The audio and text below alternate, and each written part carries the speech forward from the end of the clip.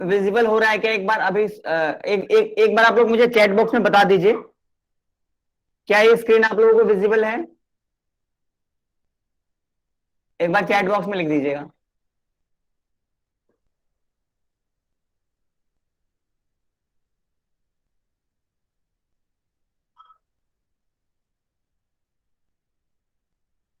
Organising discuss करेंगे आज, ठीक है? चलिए तो स्टार्ट करते हैं।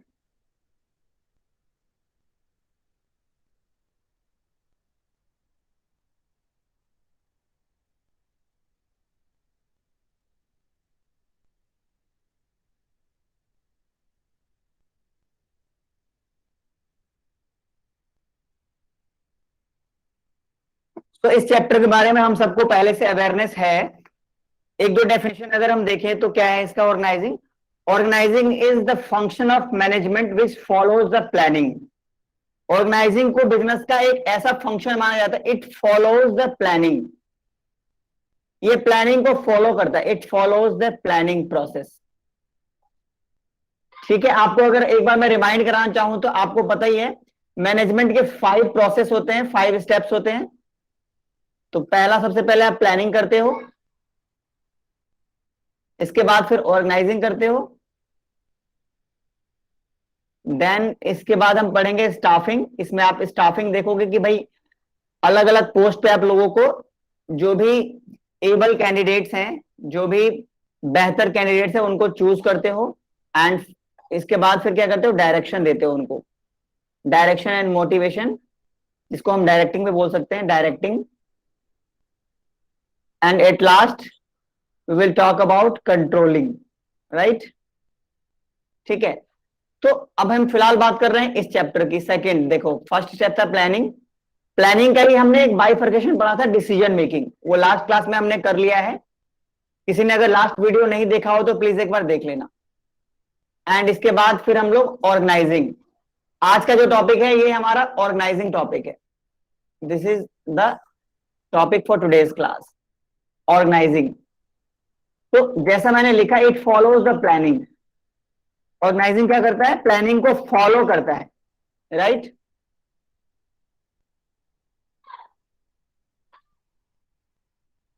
Organising follows the planning.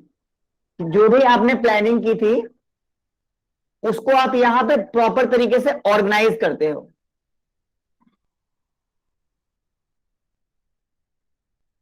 ठीक है, इसमें क्या करते हो आप? डिफरेंट डिफरेंट डिपार्टमेंट्स क्रिएट करते हो अपनी कंपनी के लिए। डिपार्टमेंट्स क्रिएट करते हो, like finance department, production department, marketing department, HR department, etcetera. ठीक है, तो इसमें आपने डिफरेंट पोस्ट पोस्ट क्रिएट कर दिए।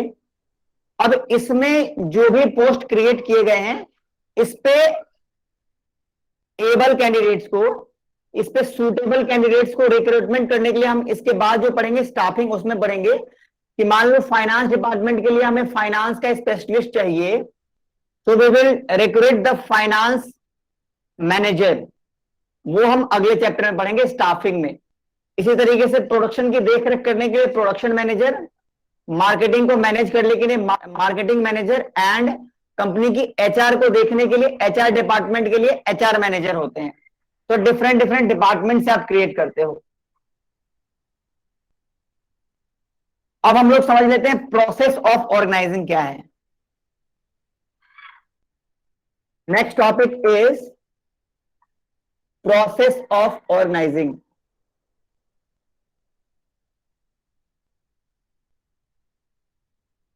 What are the different process of organising?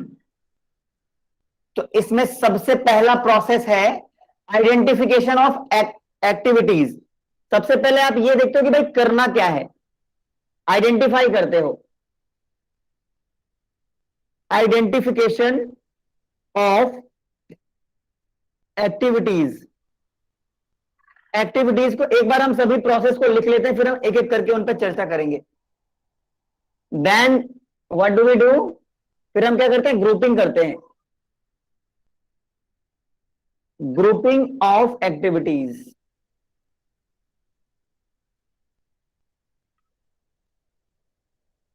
इसके बाद हम क्या करते हैं, assignment of responsibilities.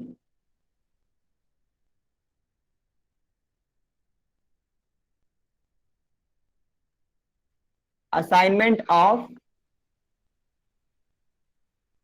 Responsibilities.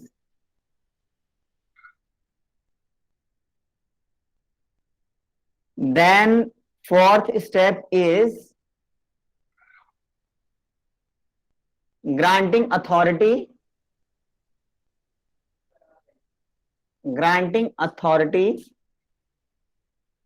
And the last one is establishing the relationship. Establishing the relationship.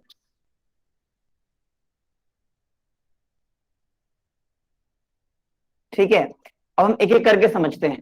सबसे पहले क्या किया आपने, आपके ऑर्गेनाइजेशन में क्या क्या एक्टिविटीज होती हैं, क्या क्या एक्टिविटीज परफॉर्म होंगी, इसको आपने आइडेंटिफाई किया। तो this is the very first step to identify your activities, कि आपको करना क्या है। फिर उसकी आप ग्रुपिंग करते हो, इसके लिए डिफरेंट ग्रुप्स क्रिएट करते हो। ग्रुप ए को सपोज ये काम करना है, ग्रुप बी को जो है ये काम करना है, जैसे वर्क, और अगर कोई और वर्क है उसको हमने ग्रुप सी को दे दिया। तो जो भी ऑर्गेनाइजेशन की जॉब है उसको डिफरेंट ग्रुपिंग करते हो, जिसको मैंने अभी क्या बताया था कि डिफरेंट डिपार्टमेंट्स क्रिएट करना। For example finance department, different departments create कर देना। For example finance department, marketing department, HR department, है ना, finance department, HR department, marketing department, इसी को बोलते हैं ग्रुपिंग ऑफ एक्टिविटीज। भाई काम को, अब जो फाइनेंस का काम है वो फाइनेंस डिपार्टमेंट देखेगा। कंपनी में जो जितने भी वर्कर्स हैं, जितने भी एम्प्लॉयज हैं, उनको कोई अगर इश्यू है, उस इश्यू को कौन डिपार्टमेंट देखेगी, that will be addressed by HR department. In a similar way अगर कंपनी की मार्केटिंग है, कंपनी की एडवर्टीजमेंट है, कंपनी की सेल्स प्रमोशन है, उसके लिए कंपनी में होता है मार्केटिंग डिपार्टमेंट। कंपनी में प्रोडक्शन कितना होगा, कम होगा या ज्यादा होगा, वो कौन डिसाइड करेगा, वो प्रोडक्शन डिपार्टमेंट। तो हमने अलग अलग डिपार्टमेंट की ग्रुपिंग कर दी, right. Step number 3, assignment of responsibilities. Responsibilities को असाइन कर देना। अब क्या किया हमने, सभी जो कंपनी के वर्कर्स थे उनको अपनी अपनी रेस्पॉन्सिबिलिटीज असाइन कर दी कि भाई फाइनेंस डिपार्टमेंट में जो मैनेजर है, इस मैनेजर ने कहा कि भाई मेरे अंडर में 4 लोग हैं या 10 लोग हैं, इनको मैंने सभी को अपना अपना काम इनका असाइन कर दिया। तो हम जॉब को असाइन करते हैं, रेस्पॉन्सिबिलिटी उनको दे देते हैं। और ध्यान देना, रेस्पॉन्सिबिलिटी जरूर भी देंगे तो हमें साथ ही साथ उनको अथॉरिटी देनी पड़ेगी। तो यहाँ पे हमने उनको रेस्पॉन्सिबिलिटी के साथ साथ अथॉरिटी दी कि भाई तुम अपने लेवल पे इस डिसीजन को लेने के लिए तुम्हारे पास ये पावर है। अथॉरिटी और रेस्पॉन्सिबिलिटी में कितनी बार कंफ्यूजन होती है। रेस्पॉन्सिबिलिटी का मतलब हुआ कि मान लो कि mister x is an manager, मान लो मैं एक मैनेजर हूं और मैंने, आप जो मेरे स्टूडेंट हो जैसे कि नेहा है या फिर सृष्टि है, उनको मैंने कोई काम या जॉब असाइन किया कि सृष्टि आपको ये मार्केटिंग का जॉब देखना है और इसमें आपको ऐसे ऐसे चीजों को प्रोसेस करना है। अब आपको वहां पे डिसीजन मेकिंग लेने के लिए आपके पास पावर होना चाहिए। उस पावर को बोलते हैं ग्रांटिंग अथॉरिटी, कि सर मेरे पास ये अथॉरिटी तो है ना, giving power to perform that job, उस जॉब को करने का पावर। अगर आपको मार्केटिंग के लिए मैंने काम दिया कि भाई इस एरिया में जाके आप सेल्स को देखो, इस एरिया में जाके आप एडवर्टीजमेंट को देखो, तो उस एडवर्टीजमेंट को करने के लिए, उस एरिया में आपको सेल्स प्रमोशन करने के लिए या फिर मार्केटिंग एक्टिविटीज देखने के लिए आपके पास इतनी पावर होनी चाहिए कि आप अपने बेसिस पे कोई डिसीजन ले सको कि सर यहाँ पे मैं कितना एडवर्टीजमेंट बजट रख सकती हूँ या क्या है। मैंने बोला मैम ये आपकी रिस्पॉन्सिबिलिटी और आपकी अथॉरिटी भी है, I am giving you the power, मैं आपको पावर दे रहा हूं कि आप अपने बेसिस पे डिसीजन ले सकते हो, ठीक है। तो जब भी रिस्पॉन्सिबिलिटीज आती है तो उनको परफॉर्म करने के लिए, उनको फुलफिल करने के लिए हमें अथॉरिटी देना होता है। एंड सबसे लास्ट में आप देख रहे हो, ठीक है, तो आप to perform a particular responsibility we have to grant the authority, हमें अथॉरिटी देनी होती है and the last thing is establishing relationship, relationship को एस्टेब्लिश करना। How do we establish the relationship, एक बार ध्यान से देखना, ये रहा एस्टेब्लिशिंग द रिलेशनशिप। रिलेशनशिप को देखना कि भाई जो भी कंपनी में डिफरेंट मैनेजमेंट एंड एम्प्लॉयज के बीच का जो रिलेशन है उसको किस तरीके से एस्टेब्लिश किया जाता है। सिर्फ एम्प्लॉयज और मैनेजर का ही रिलेशन नहीं, आप इसमें मैनेजर और मैनेजर का भी रिलेशन कैसा है, तो दैट शुड बी कॉर्डियल। इनके बीच में जो रिलेशन है वो बहुत कॉर्डियल होना चाहिए। जैसे मान लो कंपनी के 4 मैनेजर्स हैं, डिपार्टमेंटल मैनेजर्स। ये मिस्टर ए जो है प्रोडक्शन मैनेजर है, ये फाइनेंस मैनेजर है, ये एचआर मैनेजर है और ये प्रोडक्शन मैनेजर है। इन सब के बीच में आपस में अच्छा रिलेशन एस्टेब्लिश करना, तभी कंपनी अपने ऑब्जेक्टिव को फुलफिल कर पाएगी। ठीक है, इसी तरीके से अब इनके अंडर में जितने भी एम्प्लॉयज हैं, इनके अंडर में जितने भी एम्प्लॉयज हैं,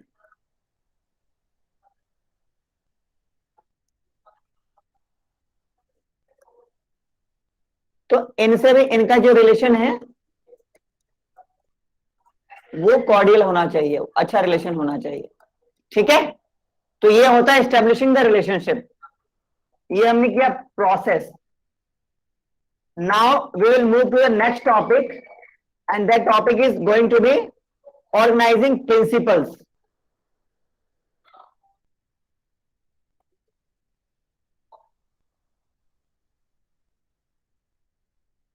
ऑर्गेनाइजिंग के प्रिंसिपल्स क्या है?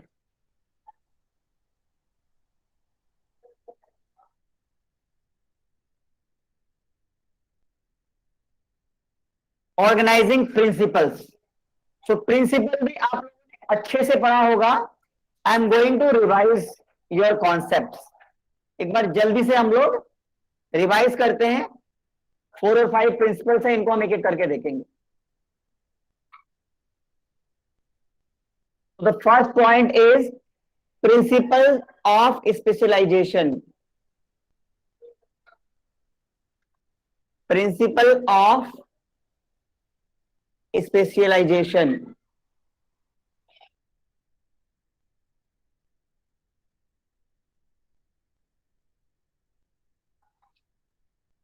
सेकेंड प्रिंसिपल है principle of functional definition. Principle of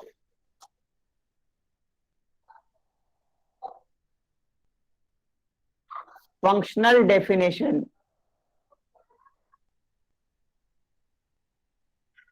ठीक है, थर्ड है आपका principle of supervision. Principle of supervision, इस प्रिंसिपल को हम स्पैन ऑफ कंट्रोल भी बोलते हैं, स्पैन भी हो सकते हैं, स्पैन ऑफ कंट्रोल। ठीक है, अभी हम डिस्कस करेंगे इसके बारे में, एक बार लिख लेते हैं चारों। Fourth is principle of scalar chain.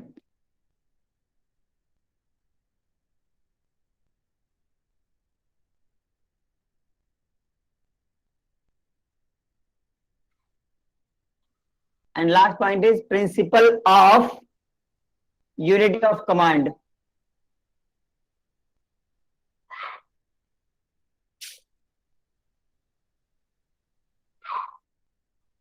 So these are the 5 principles. We will talk all of these one by one. सबसे पहले पहले प्रिंसिपल पे आते हैं, प्रिंसिपल ऑफ स्पेशलाइजेशन। ये आप सबने पढ़ा था फेयोल के प्रिंसिपल में। तो इसमें क्या होता है, ऑर्गेनाइजिंग में भी स्पेशलाइजेशन का प्रिंसिपल होता है। If you perform the same job again and again, you will be specialised in that particular job.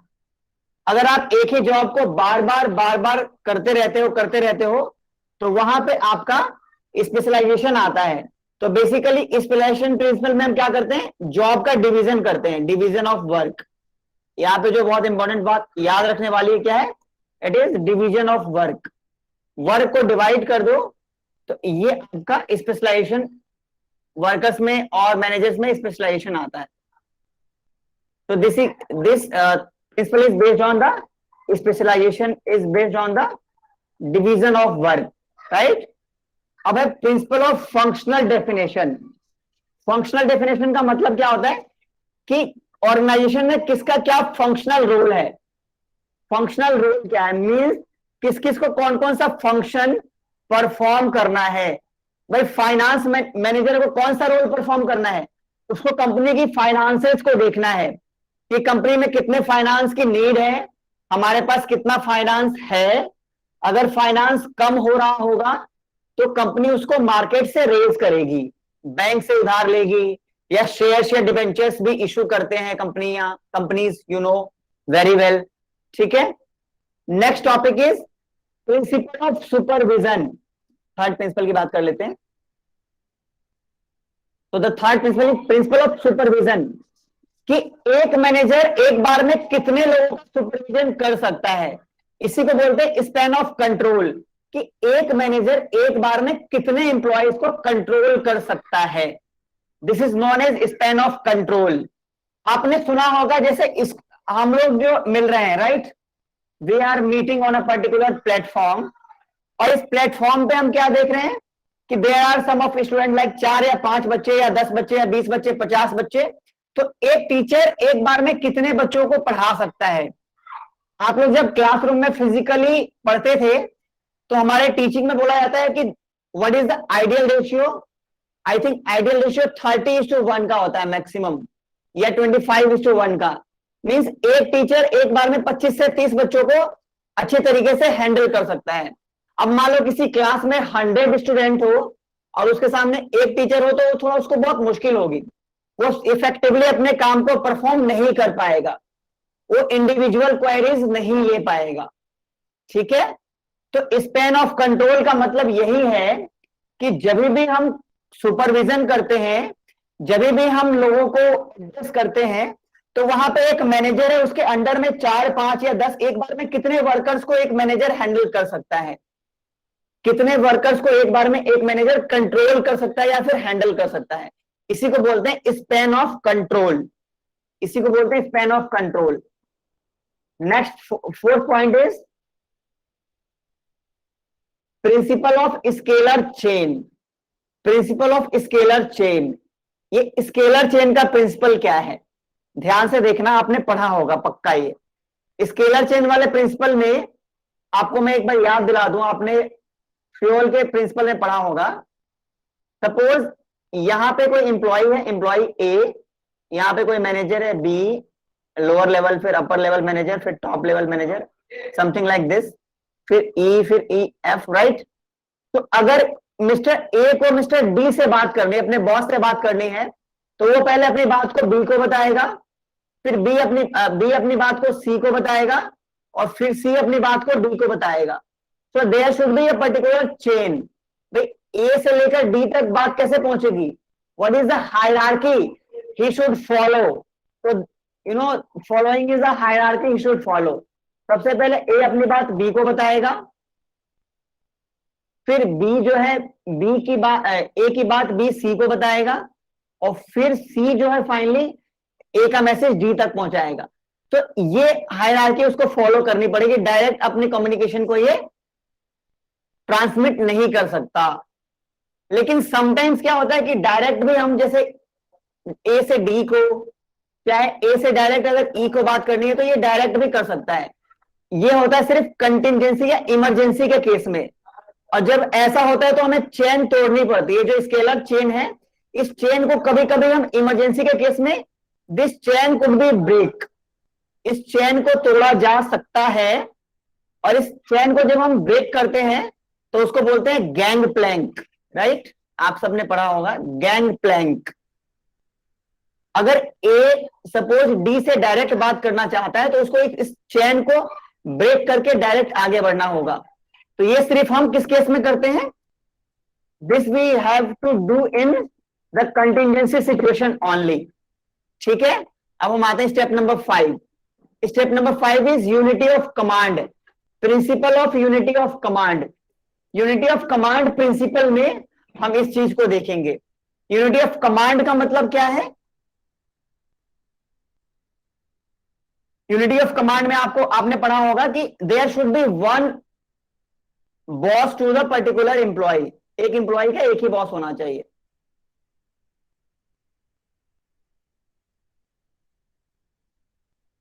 ये सपोज मैनेजर है मिस्टर ए, और ये नीचे श्याम है। श्याम कंपनी का एम्प्लॉय है, श्याम कंपनी का एम्प्लॉय है। और यहां पे मिस्टर ए एक मैनेजर है और दूसरा मैनेजर भी कंपनी का मिस्टर बी। तो एक बार में मिस्टर ए और मिस्टर बी दोनों इसको टास्क नहीं दे सकते हैं। There should be one boss at a time. इस रूल को बोलते हैं one boss at a time. एक बार में आपका कोई एक ही बॉस होना चाहिए। There should be one superior at a time. एक बार में आपको किसी एक बॉस से क्या होगा, टास्क मिलेगा। बिकॉज अगर एक बार में 3-4 बॉस एक साथ जॉब देंगे या मैनेजर देंगे तो फिर एम्प्लॉय को समझ में नहीं आएगा कि मैं किसकी बात मानूं। तो इसीलिए प्रिंसिपल कहता है कि one subordinate is accountable to one superior only at a time. इस लाइन को अगर लिखना हो एक लाइन में तो कैसे लिखोगे? इस लाइन को अगर एक लाइन में लिखना हो तो there should be one subordinate, या फिर वन सबऑर्डिनेट इज अकाउंटेबल और रेस्पॉन्सिबल। वन सबऑर्डिनेट, सबऑर्डिनेट को एम्प्लॉयज भी बोलते हैं।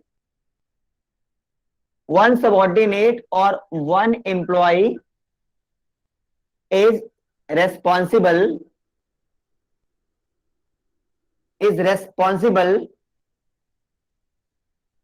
to one superior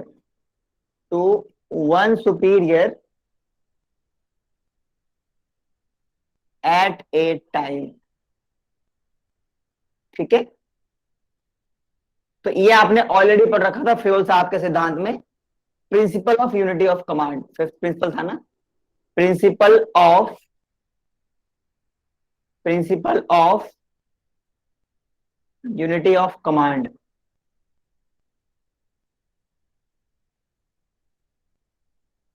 ठीक है, आज मैं थोड़ा लेट हो गया आपको लिंक सेंड करने में। वैसे मैं 6:45 6:50 तक लिंक सेंड कर देता हूं, but due to my birthday, आज मेरा बर्थडे है तो थोड़ा सा सेलिब्रेशन कर रहे थे बच्चे, केक वेक ले आए थे जो मेरे स्टूडेंट्स हैं यहाँ पे गाजियाबाद में। तो थोड़ा केक कट वगैरह में टाइम लग गया, तो इसलिए मैं क्लास के लिए आज लेट हो गया। I am little late today anyways. ठीक है, तो ये हमने कर लिया। अब हम आएंगे अपने नेक्स्ट टॉपिक पे। 5 के 5 प्रिंसिपल मुझे उम्मीद है आपको समझ में आ गया होगा, नहीं तो मैं क्वेरी का सेशन रखूंगा at the end of the class. Last के 5 मिनट्स में आपका मैं क्वेरी लूंगा। ठीक है, अच्छा अब हम बात करते हैं आगे। ऑर्गेनाइजिंग प्रोसेस में ही हमें कंपनी का मिशन या विजन डिसाइड करना होता है। तो एक बार ध्यान से देखना, सुनने में तो दोनों एक ही लगता है लेकिन है अलग। मिशन, कंपनी किस मिशन से स्थापित हुई है, मिशन विजन। कितनी बार हम दोनों को एक समझते हैं लेकिन दोनों एक नहीं है। विजन ऑफ अ ऑर्गेनाइजेशन, एक ऑर्गेनाइजेशन का, किसी भी बड़ी कंपनी को आप जब गूगल करोगे ना, किसी भी जो बड़ी कंपनी है, जो रजिस्टर्ड कंपनी है, चाहे वो टाटा कंपनी हो चाहे वो रिलायंस कंपनी हो, तो उसका जो सबसे पहला पेज खुलेगा उसमें उनका मिशन लिखा रहता है, मिशन ऑफ टाटा ग्रुप। भाई टाटा ग्रुप का mission means Tata group establish क्यों किया गया था।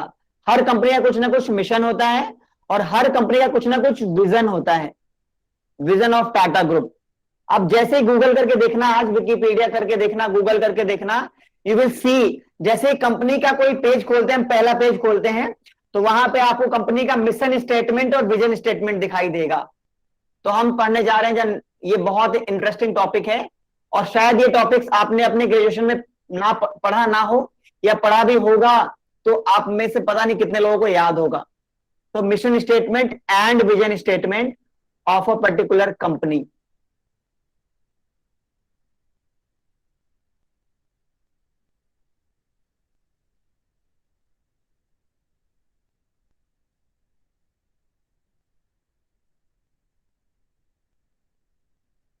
तो first of all we are going to study the mission statement of a particular company. हर कंपनी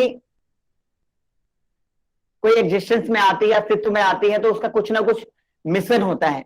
तो mission statement of a particular company, of a organization, of an organization, mission statement of an organization, कोई भी company हो, चाहे टाटा हो, चाहे Reliance company, any company, हर एक कंपनी का जो एग्जिस्टेंस होता है वो किसी ना किसी मिशन के लिए होता है। तो हम लोग दोनों को एक साथ समझेंगे, फिर दोनों का कंपेयर। एक साथ मीन्स मैं दोनों को पहले एक बार लिख लेता हूं। विजन स्टेटमेंट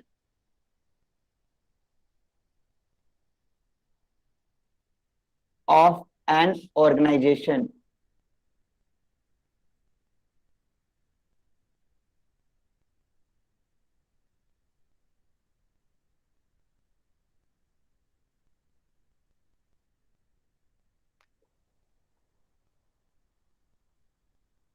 अब एक एक करके समझते हैं, मिशन स्टेटमेंट क्या होता है और विजन स्टेटमेंट क्या होता है, फिर दोनों का कंपैरिजन समझेंगे। First of all, mission statements are often longer than vision statement. Mission statement को ज्यादा दिनों, जैसे कि कंपनी का कोई ना कोई मिशन है, तो मिशन जो है वो लॉन्ग टर्म के लिए होता है, ठीक है। तो a mission statement communicates the organization reason of being and how it aims to serve. ध्यान से देखना, मिशन स्टेटमेंट क्या बताता है किसी भी कंपनी के लिए? मिशन स्टेटमेंट बताता है reason for being a company, एक कंपनी की स्थापना क्यों, reason for being a company, एक कंपनी बनी क्यों, उसकी आवश्यकता क्यों महसूस हुई उसके प्रमोटर्स को, उसके प्रमोटर्स को यह क्यों लगा कि हमें ये कंपनी स्टार्ट करनी चाहिए, तो एक कंपनी अस्तित्व में क्यों आई, and how how this organization is going to serve this mission. ये हाउ भी बताता है कितनी बार, ठीक है। अब ध्यान से देखना, तो एक एक करके हम इन चीजों को समझेंगे, फिर कंपेयर करेंगे। एक बार मैं दोनों को बहुत इसके बुलेट पॉइंट्स लिख दूं, फिर मैं दोनों का कंपेरिजन बताऊंगा। और एक बात और, ये जो होता है ना कंपनी का जो मिशन होता है, it is a long term statement, ये लॉन्ग टर्म के लिए। अब कंपनी अगर 100 साल तक रहेगी, तो ये 100 साल तक के लिए, जब तक कंपनी जीवित रहेगी, जब तक कंपनी अस्तित्व में रहेगी, 100 ईयर्स, 50 ईयर्स, जितने ईयर्स तक ये कंपनी सोचकर बनाई गई है। वैसे हमने कंपनी एक्ट में, कंपनी लॉ में पढ़ा है कि कंपनी जो है वो एस्टेब्लिशमेंट वो अनफोर्सेबल टाइम तक के लिए होती है, वो असीमित समय तक के लिए होती है ना। ये चीज आप सबने पढ़ा होगा।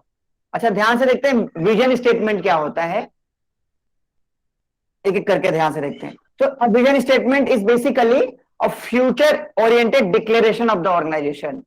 ये कंपनी का पर्पस बताता है और कंपनी की एस्पिरेशंस को बताता है। ये कंपनी के पर्पस को बताता है, ठीक है, ये कंपनी के एस्पिरेशंस को बताता है, ठीक है। अब हम ध्यान से, जब तक हम इन दोनों में कंपेयर ना कर ले, हमें क्या लगेगा कि दोनों सेम है। और ये मैं आपको बता दूं कि जो विजन होता है ना, vision is comparatively short period के लिए बनाया जाता है ना, 1 साल 2 साल के लिए ना। अगर हम दोनों में कंपेयर करते हैं, तो जो विजन है ना, वो कंपेरेटिवली, ये सब ध्यान देना, कंपेरेटिवली लेसर टाइम के लिए होता है as compare to mission. Mission long term के लिए बनाया जाता है भाई, कंपनी जब तक जीवित रहेगी, ठीक है। अब ध्यान से दोनों में कंपेरिजन करते हैं, लेट्स कंपेयर, फिर हमें ये ज्यादा अच्छा समझ में आएगा।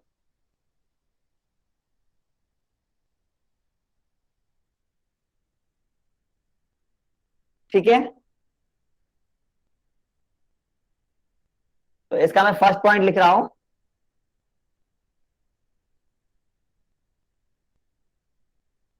Mission statements, mission statements are longer than are longer than vision statement।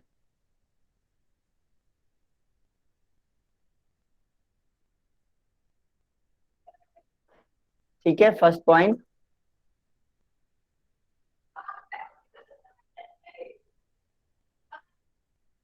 They convey the value of organization, core value क्या करता है?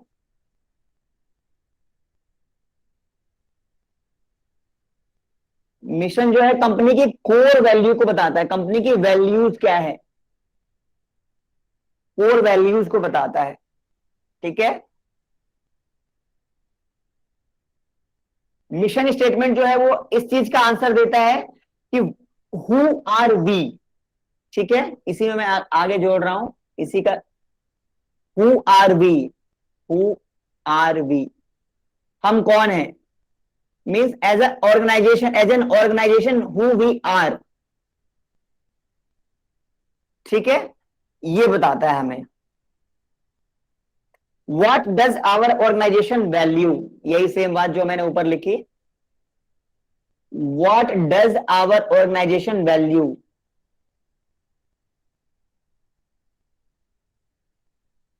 यानी हमारे ऑर्गेनाइजेशन की, हमारी जो कंपनी है इसकी वैल्यूज क्या क्या हैं, what are the core values, values क्या है हमारी कंपनी की, राइट? यस। जबकि इसी में अब हम कंपेयर करेंगे विजन का, अब मैं यहां से लिख रहा हूं विजन।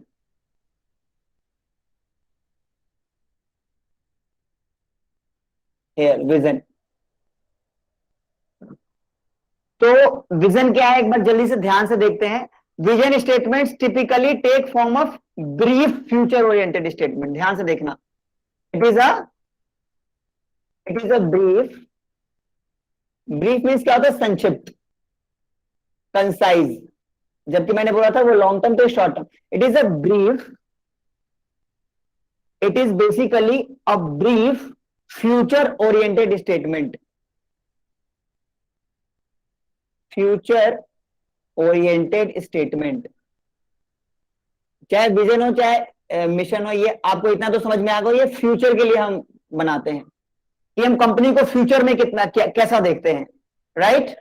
चलिए, vision statement answer the question where is the organization going. अब ये क्या आंसर देता है, ध्यान से देखना, इसके जस्ट नीचे लिख रहा हूं, यहां पे जहां मेरा कर्सर है इसको देखना, where is this organization going, where is our organization going, हमारा ऑर्गेनाइजेशन कहां जाने वाला है,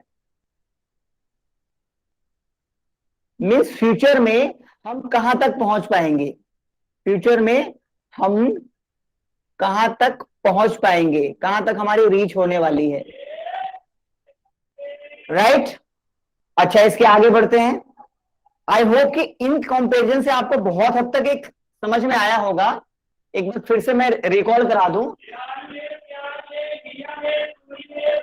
अगर हम कंपनी का विजन और मिशन की बात करें, विजन और मिशन, तो ये बेसिकली कंपनी की कोर वैल्यूज को बताता है। ठीक है, और ये कंपनी का लॉन्ग टर्म स्टेटमेंट है, ये कंपनी के ऑब्जेक्टिव्स को बताता है, ये कंपनी का रिलेटिवली शॉर्टर विजन है, shorter futuristic vision for the company. और स्टेटमेंट से आपको समझ में आ गया होगा, इसमें बताता है हु वी आर, और यहां पे हमें विजन में क्या पता चलता है, where are we going, where are we going. ठीक है, तो आई होप कि इससे आपको बहुत मदद मिली होगी और बहुत कुछ समझ में आया होगा। ठीक है, अब मैं इसी से रिलेटेड एक अगला टॉपिक कराने जा रहा हूं, अब मैं इसी से रिलेटेड नेक्स्ट टॉपिक कराने जा रहा हूं, 3 roles of mission and vision, 3 roles of mission and vision of an organization। एक ऑर्गेनाइजेशन के 3 रोल, जो सबसे इंपॉर्टेंट 3 रोल है उसको हम पढ़ेंगे एक एक करके। First of all, the very first thing is communicate the purpose of organization. सबसे पहले क्या बताता है हमारा विजन और मिशन, मैं दोनों को एक साथ लिख रहा हूं, दोनों को अलग अलग नहीं, दोनों ही वैसे मोर और लेस सेम ही चीज है, लेकिन आपको मैंने डिफरेंस भी बता दिया कि दोनों में डिफरेंस क्या है। तो ये क्या करता है हमारी कंपनी का, कम्युनिकेट करता है कि हमारी कंपनी बेसिकली हमारी कंपनी की वैल्यूज को, ऑब्जेक्टिव्स को, रोल को ये कम्युनिकेट करता है। पर्पस को, communicate the purpose, communicate the purpose of the organization, shortcut में मैं ऐसे लिख दे रहा हूं, organization to the stakeholders. भाई कंपनी के बहुत सारे स्टेक होल्डर्स हैं, तो उनको जब तक प्रॉपर कम्युनिकेशन नहीं मिलेगा, वो फिर जैसे कंपनी के इन्वेस्टर्स हो गए, कंपनी के शेयर होल्डर्स हो गए, कंपनी के एम्प्लॉयज हो गए, ठीक है, कंपनी के लेंडर्स हो गए, कंपनी के क्रेडिटर्स हो गए, डेटर्स हो गए, गवर्नमेंट हो गई, एक्सेट्रा।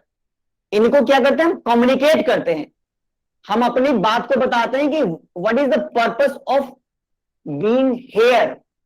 एक कंपनी का यहां होने का मतलब, कंपनी के अस्तित्व में होने का क्या मतलब है, क्या उसकी वैल्यूज है, क्या उसकी कोर वैल्यूज है, why are we sir, what are the problems we are going to address.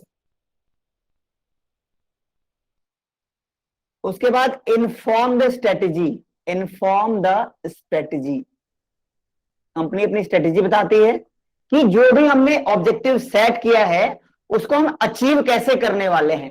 अब जैसे मैंने आपको स्ट्रेटेजी बताया कि हम लोग अगर जो जिस एंट्रेंस के लिए प्रिपरेशन कर रहे हैं उसके लिए हम क्लासेस रखेंगे, मॉर्निंग इवनिंग रखेंगे।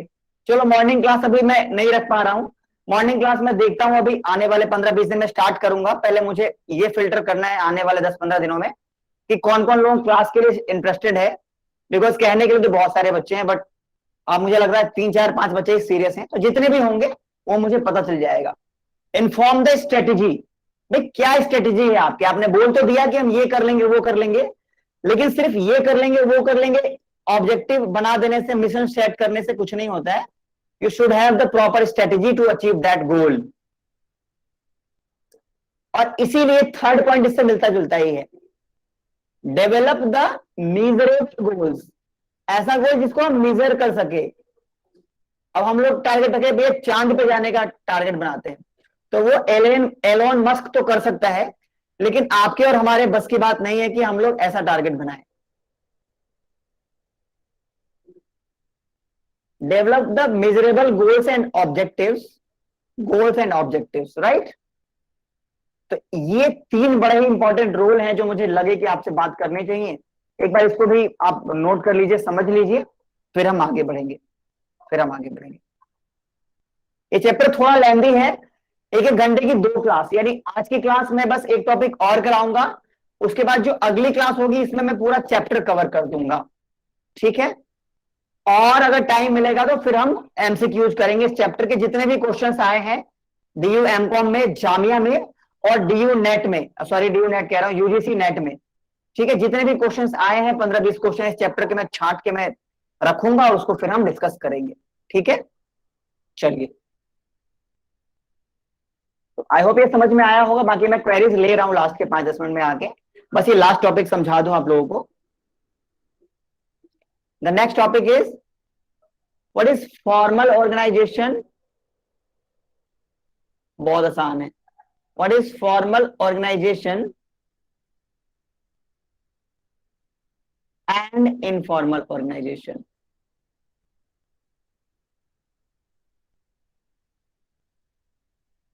एक कंपनी में फॉर्मल ऑर्गेनाइजेशन भी होता है, ऑर्गेनाइजेशन के अंदर एक फॉर्मली जो इस्टेब्लिश किया जाता है, और एक है कि उस ऑर्गेनाइजेशन के अंदर ही हम इनफॉर्मल ग्रुप्स बना लेते हैं।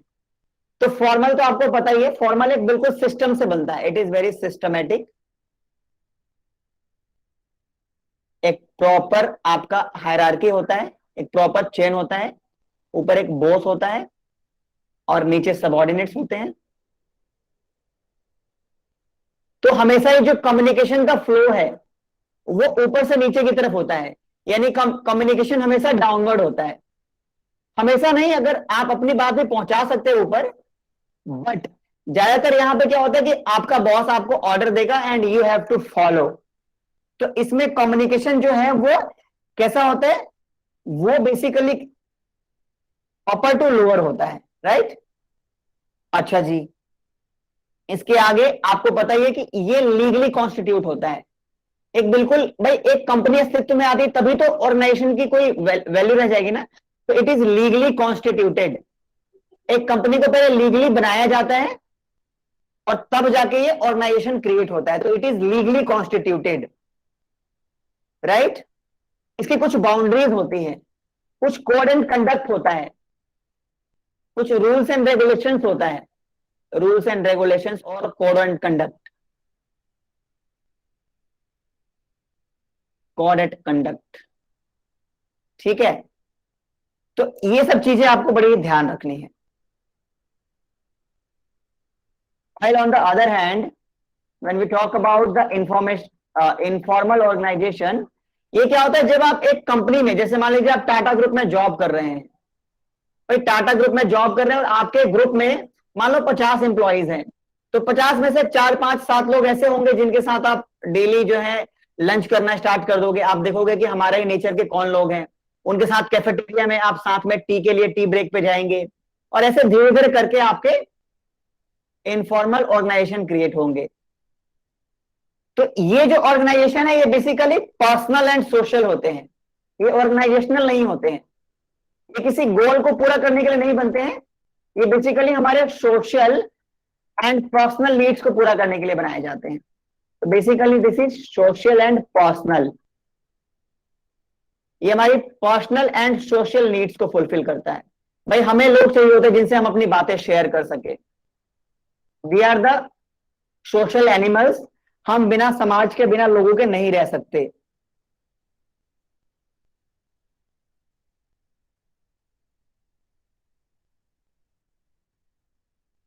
और इसका पर्पस क्या है, इसका पर्पस है सोशल एंड पर्सनल नीड्स को सेटिस्फाई करना, to satisfy the personal and social needs, to satisfy the personal and social needs, ठीक है।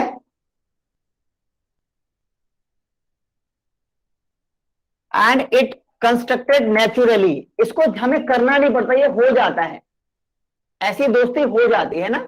जब आप कैफेटेरिया में बैठ, आपको ना, जैसे अब ये यहां पे तो आपको पूरा एक फ्रेमवर्क है, इसमें आपको एक ऑर्गेनाइजेशन के तहत भाई एक एम्प्लॉय और एक वर्कर, या सॉरी एम्प्लॉय कह रहा हूं, एक मैनेजर और एक वर्कर, इनके बीच में रिलेशन चाहे आपको पसंद आए या ना आए, आपका एक बॉस का और एक एम्प्लॉय का रिलेशन वो अस्तित्व में आना ही आना है, उसको एग्जिस्ट करना ही करना, चाहे वो एम्प्लॉयज अपने बॉस को पसंद ना करें, चाहे ये बॉस अपने एम्प्लॉय को पसंद ना करें, लेकिन ये रिलेशनशिप तो एग्जिस्ट होनी ही होनी है।